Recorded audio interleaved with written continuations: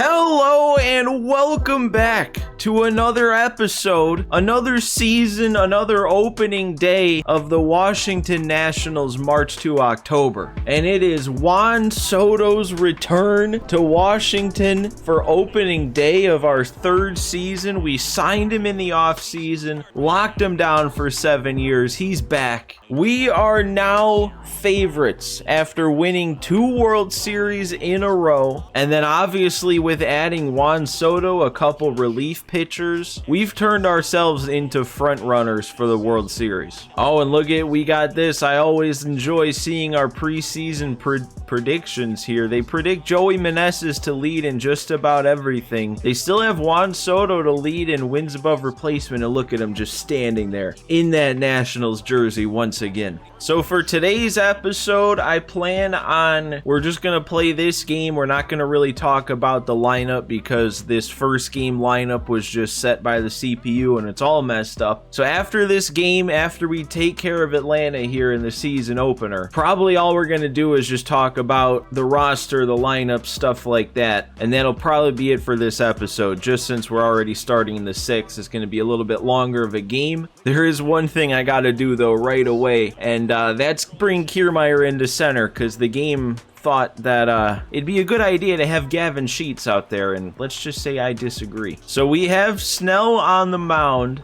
I wouldn't consider him the ace of the team just because Yoan Adon is literally the reigning Cy Young Award winner, but he's just our highest rated pitcher as of opening day, and he's getting a punch out on 3 pitches in my first batter face of the season. That's 10 for him on the day. He's got a lot left in the tank here. We are down 1 though. We're getting shut out so far, so we do have to make a comeback. It's not going to be too much of a laid back episode here for opening day. We got to set the tone here trying to three-peat. And I think that was the first pitch of the entire at-bat that Austin Riley swung at, and it was a 3-2 inside fastball. Now we got an even bigger hole to climb out of. He really had to get around on that. 97 in on the hands. It might have even been a ball if he took it.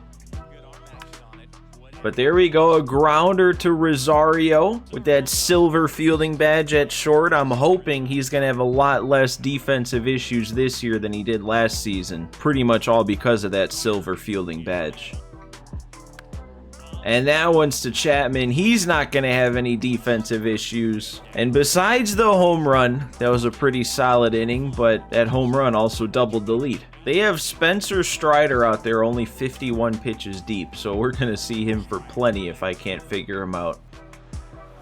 Oh, and he attacked on 3-1 up and in, and I wasn't ready for it. Why wasn't I ready for it? That's like the only thing you need to be ready for on a 3-1 count. Oh, and that was literally the same pitch. Same location, just up and away to the righty. Oh, Ahmed Rosario, I don't think that's going to have enough. Oh, it felt like I hit it hard. I thought it was going to get over his head, but that's just a 1-2-3 inning. Couldn't put anything together. It's kind of funny with all we've achieved in the first 2 seasons of this March to October. I mean, back-to-back World Series wins. We had the perfect postseason last year. We've had MVP winners, Cy Young winner, Gold Gloves, or maybe not any Gold Gloves, but Silver Sluggers, all kinds of accolades for this team as a whole, but we haven't won the division. So that's the goal this year before the postseason, is to win the division for the first time. And I think for the first time, we are favorites to win the division over the Braves. We don't even have to overachieve like we normally have been. We just have to stay consistent with how we're rated, and we should be able to lock down that first division title of the series. All right, we'll take it. Weak line drive over there to Josh Bell. That's another signing if you missed it in the offseason. I actually didn't even want to sign him. I had a chance to sign him. I thought about it. The game wouldn't let me sign him for less than 3 years. But then even after I declined to sign him, he was one of those automatic signings that the game just makes for you, which he's really highly rated for the game to make that kind of decision. So on that end, I don't really know if I like it, but I do like the fact that we have his big switch hitting bat in the lineup for this year. Oh, and That was like the same kind of thing that we just got the weak liner to Bell with, except this time he was even earlier to get it down the line. I think flipping the lineup back over here and me struggling a little bit to set him down pretty easily here with Snell, I'm going to go to the pen here. Gonna go ahead and bring Jordan Hicks into this one against the righties. That's got to get caught. Why do I feel like it's not? Oh, that can't happen. You know, I just remembered, and I think I always forget, but isn't that a thing? Like every new season, at least it feels like the first couple weeks, maybe the first month or so of the game, the hitters just have a lot easier of a time hitting me. Like pitching just seems more difficult. That's exactly how this is starting out too. We're still only down 2 though, and if Ian Happ wants to get himself on base, we got Juan Soto up next. And there it is. That's the walk for Ian Happ. He's on base. And here he is, Juan Soto in his Washington Nationals return. And it's a 4-pitch walk. We're going to see a lot of that from Soto. And now we have 2 on, nobody out for the reigning back-to-back MVP. What a 1-2 punch in this lineup to have Soto and then Meneses. He can't find the zone here. He walked Happ, and now he's thrown 6 straight balls, 7 straight, I guess, if you go back to Happ's walk. There's another one, another 3-0 count. As much as I'd like to have the green light, I might just take all the way here if he can't hit the zone. You know, I probably wouldn't have done much with that. Okay, that one. But there's ball 4 after working it back to 3-2. And we have the bases loaded on walks for who else but Mr. Clutch Luis Garcia. Okay, couple of good takes. We're back to 3-2. Oh, and I went chasing and I was early. I might have been on that. I was under it, but I was also way out in front. I was looking for the fastball up, so I saw it and I pulled the trigger. See, I'm early on the heat right now. I'm too amped up. I'm excited for opening day, and I'm early on everything. I felt like I waited back, and I was still early. And I'm under that, and we can't send him. We didn't hit it deep enough. I really had bases loaded with nobody out, and now we have 2 outs. Josh Bell, man, you need to come through here with the base hit at least. And I'm late now. I'm over adjusting. Oh, that's a perfect from Bell. Why do I have the feeling that's not going to carry, though? Oh, my God. You gotta be kidding. That's a grand slam. That's a 4-2 game. I refuse to believe what it's telling me in the bottom right. That's not what we want to have start the 8th inning now that we're trying to preserve a 4-2 lead. And that one's going to be strike 3. Oh, see, this is what I mean about the hitters being more difficult to start the season. At what point are they ever taking that pitch? I mean, this is a long at bat. They're taking everything just out of the zone. This is definitely a new season right now because, oh my God, nothing's working. Or that worked. The worst pitch probably of the entire at bat. We're not going to make this play. We might make this play. Oh, look at Rosario. What a play. All right, well, we got out of that leadoff base hit with Acuna's speed, and we still have a 4-2 lead. Ooh, look at the bottom there. It says Nationals open season with leading MLB with 8 top 100 prospects. So not only are we good right now, but we're loaded in the farm system. And man, that was another really good swing to not do anything. What do I have to do? There we go. Matt Chapman handles that hanging slider, and that's going to give us a 5-2 lead. First of hopefully many here in his second season with the Nats. And that's not even going to knock Strider out of the game. He's still in here. This is 100 pitches. Oh, and I was kind of all over that too, and that came off the bat with nothing. Oh, how do I miss that? All right, well, at least we added one on. A little bit of insurance here. We got a 5-2 lead to hold now going into the 9th. Go ahead and get a new arm in there. Scott F. Ross. All right, and that slider's still working. That's good to see. That was one of my favorite pitches from last season. All right, that's going to get him there. Kind of jammed him a bit out to center. Oh my God, these are perfect pitches. Game. Calm down here on opening day. There we go. Another punch out for Efros. I don't know. They must want to just play a little bit of exhibition here because the game's already over. We wrapped it up with the 5-2 win. But let's just, you know, if they want to play a little extra here, let's just maybe score another run, maybe 2 runs, and then we can head home. Oh, God. See, okay, that's on me because Rysel is one of the tougher pitchers for me to face. I just can never pick up that release point. Oh, stay in the box, Meneses. What are you doing? That isn't getting through. Okay. All right, that looks like it's going to do it. Good opening day 5-2 win there. Josh Bell in his return to the Nationals having that perfect grand slam. And that was the difference. That gave us the win. I've never seen a win give us negative momentum, though. That's weird.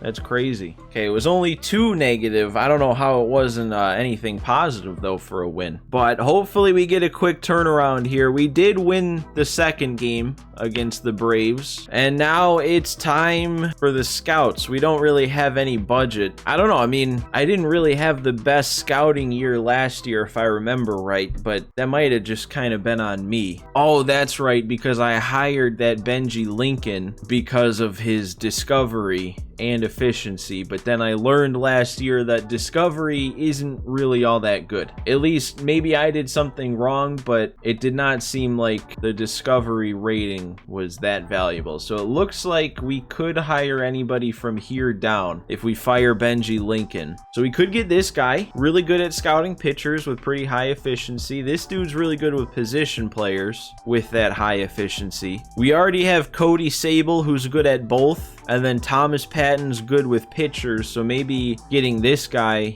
who's only good with position players would then be a good balance. Then we kind of have, you know, one of each, and then Cody Sable in the middle could do both. I think I'm going to fire Benji Lincoln. We'll bring in Eddie Flores, and there we go. Hopefully we are set for some good scouting next year. Or this year, or for the future in general. I don't know what I'm trying to say anymore. Let's just move on here. And here's the first week of scouting. I always forget how fast this comes up. I didn't really want to have to handle this right now. But what could we use? I mean, for probably the 3rd year in a row, our #1 position player priority is probably just first base. I know we have Hassel coming up through who could play first, and that'd probably be pretty solid, but he's technically not a first baseman. So I don't know. I mean, it feels like our outfield is kind of set between having Soto and Happ on long-term deals and then having Wood, Green, Hassel, whoever wants to play center. Our middle infield between Rosario, Abrams, Luis Garcia, third base with Brady House. I mean, you can't bank on prospects coming up and being good, but I don't know. I mean, we are set with starting pitching. We're set with pretty much the entirety of the position players. The #1 ranked prospect in both the MLB and on our board is a closing pitcher. I don't know, but I'm going to send our new scout, Eddie Flores, out to scout first baseman from the East for this first one. We'll send Thomas Patton, our pitcher guy, out to scout. Well, it's already there. International starting pitchers. Perfect. And then it's not much of a need probably because we have both starting and backup catcher pretty much locked down for however long we need it. But can never hurt to scout some catchers. Go back to international for that, and that will be our first week of scouting handled. And we're still negative momentum. That was a 4-game series against Atlanta. Okay. Well, at least we split it and won 2. And now we got to take on Detroit. So now we can talk about the roster and the season and all that. And actually, this screen before I played the first game was different because with our projected wins, it had us projected above the Braves to win the division. That seems to have changed a little bit after that first series. But after the offseason concluded fully, slowly. If you remember right, during it, we were ranked 5th, but now the Braves are ranked 5th. So what does that mean for us? Where are we ranked? We're ranked 3rd. Actually, when I looked at this before that first series, we were ranked 2nd. So I don't know what happened, but we are one way or another a top 3 ranked team in the entire MLB. I feel like we are. We're going to get to that number 1 rank by the end of this season. It is going to be tough to take down though, because it's the Astros who are ranked 1st. Wow, and this is actually a tough looking division because the Astros are 1st, but then the Rangers are 2, and the Mariners are 7, and even the Angels are 15. All right, but anyway, we got to talk about our starting lineup. And the very first thing that we have to talk about is with the addition of Josh Bell getting auto-signed, there's somebody missing, somebody pretty significant, and that somebody is CJ Abrams. The game decided he was the odd one out, sent him back down to AAA, which is a little frustrating because if we go back and look at our stats, last season was a down year for him a little bit compared to the season before, but the very first season, this one, he was such a good player. I mean, a 321 average, hit for a little bit of power, really good leadoff bat, especially against righties. And then he regressed a bit in terms of his numbers, but he was the postseason and the World Series MVP. He found something in the postseason, and that made me really excited to see if he was going to get back to where he was in season 1. But now we don't get to see that right away because he's stuck in AAA. However, this is not a terrible thing for a couple reasons. The first reason is it actually makes setting our starting lineup easier. Like if we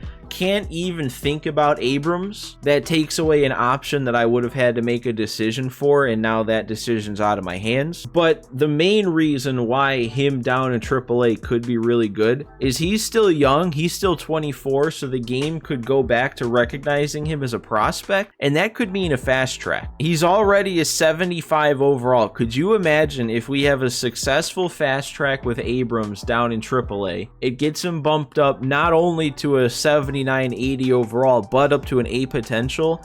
And then we call him up, and if I play well enough to get him another boost, now we're looking at a mid-80s CJ Abrams with A potential. So him being sent down to AAA could be a blessing in disguise as long as we get a fast track, or honestly even a call up with a boost would be a pretty good chance to drastically change his not only future but also present. But now on to what we actually do have, and this is how I set the lineup after it was all weird from the CPU, but we have Hap leading it off with Garcia batting second. Hap did really good for us once I moved him to the leadoff spot last year, and with that high discipline rating, I figure he can get on base, and then Garcia with the higher contact can drive him in, and then Juan Soto is batting third and playing left. We have Meneses back at DH. He's going to be full-time DH again. Ruiz catching, obviously. Chapman at third. We have Sheets playing first against righties, so Bell's going to be on the bench against righties. Rosario's playing short. He's going to be the all-time shortstop now with Abrams down in the minors, and hopefully, like I said during the game, now that his fielding is up to a silver badge, he won't have as many trouble with making errors like he did last year. And then I'm going with Kiermaier in center, which seeing this right away is a little concerning, but we do have, like I keep saying, Robert Hassel is probably the most likely to get a fast track or call up just because he's on the 40 man. I don't think James Wood or Green got added on the 40 man, so I don't think we could call them up, but we do have them coming up through. This is Kiermaier's last year, so I figure that's kind of a solid buffer there to at least have somebody with good fielding playing center. If he does really bad at the plate, like if he really can't do anything, I could sacrifice the fielding. We have Lane Thomas on the bench again against righties, and the fielding is the only reason for that, because I don't like the thought of Thomas playing center, because then he gets the secondary position penalty, so he'll be like a 52 fielding with like a 46 reaction. Obviously I don't want Soto playing center, and then even Hap,